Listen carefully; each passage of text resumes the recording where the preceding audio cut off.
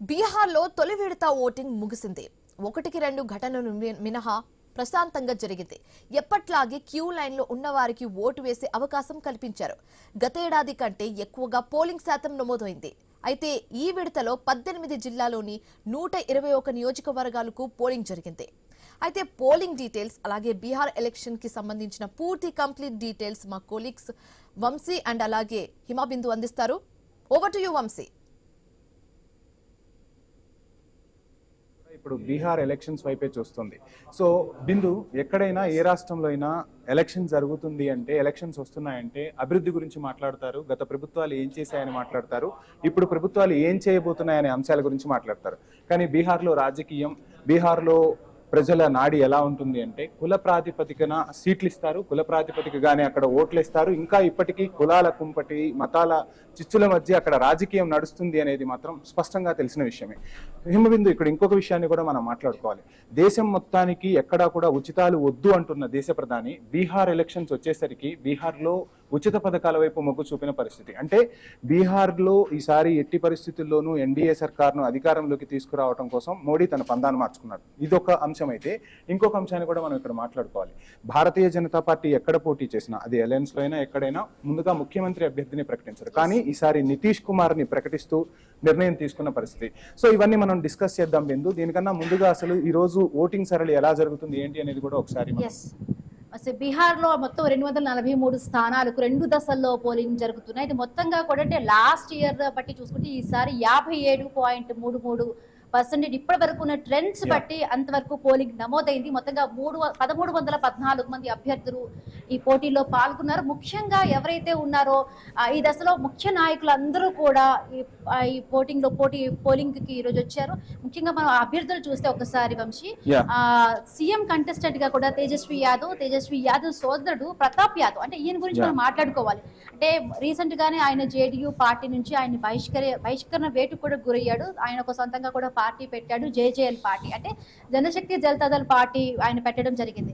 ఇటీవల ఆయనపై వేటు వేయడంతో ఆయన మొత్తంగా 22 అసెంబ్లీ స్థానాలకు కూడా ఆయన పోటీ చేయడం జరిగింది. అలాగే బీజేపీ నుండి బీహార్ డిప్యూటీ సీఎం సామ్రాట్ చౌదరి, మంగల్ పాండే, అలాగే నితీష్ కుమార్ నాయకులు శ్రవణ్ కుమార్, నితీష్ కుమార్ పార్టీ అంటే జేడీయూ నుంచి చూసుకుంటే విజయ్ కుమార్ చౌదరి పోటీ చేస్తుంది. జనతాపల్ ఇక్కడ జానపద గాయని మైథిలి ఠాగూర్ కూడా ఇవాళ్లే ఆవిడ కూడా ఓటింగ్ చేయడం జరిగింది. అలాగే ఎన్డీఏ మొత్తంగా చూసుకుంటే బీజేపీ, జేడీయూ, ఎల్జేపీ, హమ్ అంటే దానికి ఒక 2 సీట్లు ఇక్కడ కేటాయించారు. ఆర్ఎల్ఎఫ్ మొత్తంగా మహాగఠబంధన్ కి ఆర్జేడీ, కాంగ్రెస్ అంటే ఈ 2 పార్టీలు కూడా, ముఖ్యంగా ఈ 2 పార్టీల మధ్య కూడా ప్రశాంత్ కిషోర్ కూడా ఈసారి ఎన్నికల ప్రశాంత్ కిషోర్ గురించి కూడా ఇక్కడ మనం క్లియర్ గా మాట్లాడుకోవాలి. సో మొన్నటి వరకు రాజకీయ వ్యూహకర్తగా ఉన్న ప్రశాంత్ కిషోర్ ఒక్కసారిగా రాజకీయ రణక్షేత్రంలోకి దిగారు. ఎటువంటి పరిణామాలు చోటు చేసుకుంటాయని అంతా ఆతృతగా ఎదురు చూస్తున్న టైంలో సడన్ గా తను పోటీ నుంచి వైదొలుగుతున్నానని చెప్పారు. ఇక్కడ ఒక ఆసక్తికరమైన కమెంట్ కూడా చేశారు. పార్టీని సంస్థాగతంగా బలోపేతం చేయాలి, ఎక్కడికక్కడ పార్టీని దిశానిర్దేశం చేయాలి, కాబట్టి ఇప్పుడు నేను పోటీ చేయట్లేదు అని చెప్పారు. కానీ ఫస్ట్ లో ప్రశాంత్ కిషోర్ చేసిన వ్యాఖ్యలు ఎలా ఉన్నాయంటే, మనం రాఘోపూర్ నియోజకవర్గం గురించి మనం మాట్లాడుకుందాం. ఎందుకంటే మహాగఠబంధన్ అభ్యర్థి అంటే సీఎం అభ్యర్థి ఎవరైతే ఉన్నారో తేజస్వి యాదవ్ అక్కడి నుంచి బరిలో నిలుస్తున్నారు. ఇక రాఘోపూర్ నియోజకవర్గం ఒక రకంగా చూస్తే తేజస్వి యాదవ్ కు అక్కడ కంచుకోట అని చెప్పాలి. సో ఆ కంచుకోటలో మరలోసారి, అంటే ఇప్పటికే 2 సార్లు అక్కడ గెలిచారు, 3వ హ్యాట్రిక్ కొట్టబోతున్నారు. ఇక్కడ ఇంకొక ఇంట్రెస్టింగ్ అంశాన్ని కూడా మనం మాట్లాడుకోవాలి బిందు. ఎన్డీఏ తరఫున సతీష్ కుమార్ బరిలో నిలుస్తున్నారు. అనూహ్యమైన పరిణామాలు ఏమైనా జరిగితే ఒకే కుటుంబంలో 2ని ఓడించిన ఘన చరిత్ర కూడా ఇక్కడ సతీష్ కుమార్ కు దక్కుతుంది. ఏంటి అంటే రబ్రీదేవిని గతంలో ఓడించిన చరిత్ర సతీష్ కుమార్ సొంతం. సో అటువంటి అభ్యర్థిని భారతీయ జనతా పార్టీ నిలిపింది. ఒక ముఖ్యమంత్రి అభ్యర్థికి గట్టి అభ్యర్థినే నిలిపిందని చెప్పాలి. ఇక జనసేన పార్టీ నుంచి మీరు అన్నట్లుగా చంచల్ కుమార్ ఎలా చూస్తున్నారు అంటే, ఈ రాఘోపూర్ నియోజకవర్గం గురించి చూస్తే అటు 3 పార్టీలు కూడా, అంటే ఒకవైపు ప్రశాంత్ కిషోర్ ఎవరి ఓట్లు చీలుస్తాడు అనేది మాత్రం ఒక క్లారిటీ అయితే క్లియర్ కట్ గా తన మాటల్ని బట్టి అర్థమవుతుంది. ఎందుకంటే ఈసారి క్లియర్ కట్ గా ఎట్టి పరిస్థితుల్లోనూ నితీష్ కుమార్ సీఎం అవ్వలేరు, సంక్రాంతి పండగ తన ఇంట్లో చేసుకుంటారు తప్ప అధికారికంగా జరుపుకోలేడు అని చెప్పి చేసిన పరిస్థితి. రాఘోపూర్ నియోజకవర్గం గురించి ఏం చెప్తారు? ఎస్ మీరు అంటున్నగానే చూస్తే రాఘపూర్ నియోజకవర్గం నుంచి తేజస్వి యాదవ్ అయితే హ్యాట్రిక్ చేస్తాడని కొన్ని Yeah. ట్రెండ్ సెట్టింగ్స్ కూడా చెప్తున్న పరిస్థితి. ఇక మహువా నియోజకవర్గం వైశాలి జిల్లా నుంచి మహాగఠబంధన్ నుంచి Yeah. ప్రత్యేకంగా చెప్పుకుంటే తేజ్ ప్రతాప్ యాదవ్ ఈయన గురించి అంటే రీసెంట్ గానే ఆయన ఆర్జేడీ నుంచి కూడా బహిష్కరణ వేటుకు గురయ్యారు. తర్వాత ఆయన ఒక పార్టీ పెట్టడం జరిగింది, జనశక్తి జనతాదళ్ ఒక పార్టీ పెట్టారు. సో ఆ పార్టీ నుంచి 22 మంది కూడా అభ్యర్థులు అసెంబ్లీ స్థానానికి పోటీ పడబోతున్నారు. ఇక్కడ ఇంకొక విషయం కూడా మాట్లాడుకోవాలి. మహువా నియోజకవర్గం గురించి మాట్లాడుకుంటే నితీష్ కుమార్ ఈసారి ఆచితూచి అడుగులు వేస్తున్న పరిస్థితి. అది భారతీయ జనతా పార్టీ అధినాయకత్వంతో సంప్రదింపులు జరగకుండా అయితే ఎక్కడ సీట్లు ఇచ్చుకునే పరిస్థితి లేదు. కానీ కొంతమంది అభ్యర్థులను మార్చడంలో కీలక భూమిక పోషించారని చెప్పాలి. ఎందుకంటే అధికారంలో ఉన్న పార్టీకి ఎంతో కొంత వ్యతిరేకత ఉంటుంది. ఎక్కడైతే వ్యతిరేకత ఉందో నితీష్ కుమార్ ఖచ్చితంగా పసిగట్టారు. అంటే మిగిలిన రాజకీయానికి నితీష్ కుమార్ రాజకీయాన్ని మనం చూస్తే ఎప్పటికప్పుడు పరిస్థితులను అంచనా వేసుకుంటూ ఇందాక మనం మాట్లాడుకున్నట్టుగా బిందు అభివృద్ధి గురించి మాట్లాడుతాం. కానీ కుల సమీకరణాలు అనేవి బీహార్ లో ఎక్కువగా ప్రాధాన్యం ఇస్తూ ఉంటారు. అక్కడ కులాన్ని చూసి ఆ అభ్యర్థికి సీట్ కేటాయించడం కూడా జరుగుతుంది. అందులో భాగంగానే సిట్టింగ్ ఎమ్మెల్యేకే సీట్ ఇచ్చారు అంటే అక్కడ నిలబడుతున్న అభ్యర్థి కూడా తేజ్ ప్రతాప్ యాదవ్. సో బలమైన సామాజిక వర్గానికి చెందిన వ్యక్తి, అదేవిధంగా రాజకీయ ప్రాబల్యం ఉన్న వ్యక్తి. అటువంటి వ్యక్తి ఉన్న దగ్గర కూడా సిట్టింగ్ ఎమ్మెల్యేకు సీట్ ఇచ్చారంటే ఒక రకంగా నితీష్ కుమార్ ఎత్తులకి పై ఎత్తులు వేస్తూనే ముందుకు సాగుతున్నారని చెప్పాలి. ఈ నియోజకవర్గం కూడా అంటే ఇప్పుడు పోలయ్యే ఓట్ల సంఖ్యను కూడా చూస్తే బిందు మనం మాట్లాడుకున్నట్టుగా ఓటింగ్ పర్సంటేజ్ అనేది పెరుగుతుంది. ఎక్కడైనా ఓటింగ్ పర్సంటేజ్ పెరిగితే అది ప్రభుత్వ వ్యతిరేకతగా మనం భావిస్తూ ఉంటాం.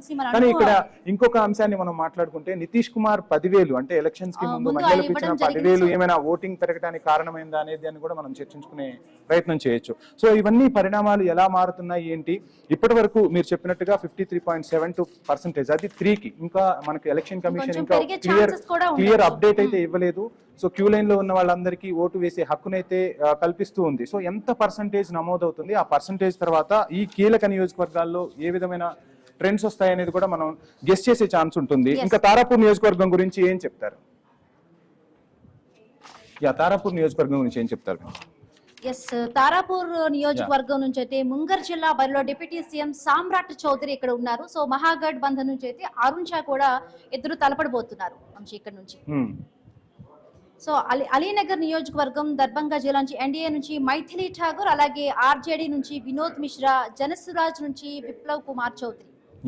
ఇక్కడ మైథిలి ఠాకూర్ గురించి ఒకసారి మనం మాట్లాడుకుంటే తను గాయనిగా ప్రసిద్ధి చెందింది. 2024లో పాలిటిక్స్ లోకి వచ్చింది. భారతీయ జనతా పార్టీ కీలకంగా తీసుకున్న ఎన్నికలు ఏవైతే ఉన్నాయో హిమాచల్ ప్రదేశ్ కావచ్చు, ఉత్తరప్రదేశ్ కావచ్చు, వీటన్నింటికీ కూడా భారతీయ జనతా పార్టీ సాంస్కృతిక శాఖలో ఒక కీలకంగా పనిచేసింది. సరే ఆమె సేవలను గుర్తించారా లేదంటే ఒక రకంగా ఇందాక మనం మాట్లాడుకున్నప్పుడు కొన్ని సమీకరణాల వల్ల ఆమెకు టికెట్ ఇచ్చారా ఏదనేది తెలియదు. కానీ మొత్తంగా ఒక కొత్త వరవడికైతే ఎన్డీఏ కూటమి మనం అడుగులు వేసిందని మనం చెప్పుకోవచ్చు. సో మొత్తంగా మహాగఠబంధన్ సీఎం అభ్యర్థిగా తేజస్వి యాదవ్ అయితే రాఘోపూర్ నుంచి పోటీ చేస్తున్నారు. హ్యాట్రిక్ విజయంపై అయితే కన్నేసిన పరిస్థితి. సో పోలింగ్ పర్సంటేజ్ గంటకు పెరుగుతోంది. ఇవన్నీ ఎలా వెళ్తాయి, ట్రెండ్స్ ఏంటి అనేది మనకి ఇంకొక 1 hour లో పూర్తి క్లారిటీ వచ్చే అవకాశం ఉంది. సో వీటన్నింటికి సంబంధించి 2010లో అంటే ఎలక్షన్స్ మొత్తం సరళి అంటే ఒక్కొక్కటి మనం చూసుకుంటే 2010లో ఏ విధంగా బీహార్ ఎలక్షన్ కౌంటింగ్ రైట్ బిందు మీరు చెప్తున్నట్టుగా 2010 నుంచి ఇప్పటి వరకు ఆ ట్రెండ్స్ చూసే ముందు ఒక షార్ట్ బ్రేక్ తీసుకుందాం. స్టేట్